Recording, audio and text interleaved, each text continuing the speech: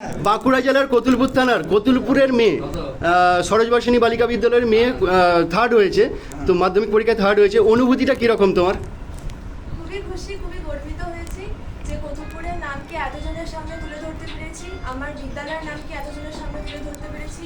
মা বাবা, শিক্ষক শিক্ষিকাদের, স্কুল টিচার, প্রাইভেট টিউটরদের আশা পূরণ করতে পেরেছি। খুবই গর্বিত। কতক্ষণ পড়াশোনা করতে? তার কোনো নির্দিষ্ট নিয়ম থাকেনি, আমি প্রতিদিন টপিক ঠিক করে নিতাম যে এগুলো পড়তে হবে, সেটা পড়ার জন্য যতক্ষণ লাগতো ততক্ষণই পড়তাম। মাধ্যমিক পরীক্ষায় প্রথম দশে থাকার জন্য বাবা মায়ের অবদান না স্কুলের অবদান?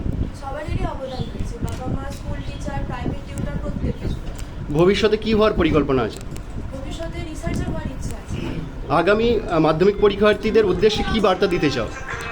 বলবো টেক্সট বই যেন ফুটিয়ে পড়ে এবং কনসেপ্ট যেন ক্লিয়ার করে এবং প্রত্যেকটা প্রশ্নে যত মার্কস ঠিক তত অনুযায়ী সেই লেন্থ অনুযায়ী যেন উত্তর লেখে, বাড়তি যেন না লেখে। কনসেপ্ট খুব ভালোভাবে ক্লিয়ার করতে হবে প্রত্যেকটা প্রশ্নে। তোমার বাবা মায়ের প্রফেশনটা যদি একটু বলেন। আমার বাবা স্কুল টিচার ছিলেন এবং মাও হচ্ছে স্কুল টিচার। আচ্ছা, তুমি প্রথম কখন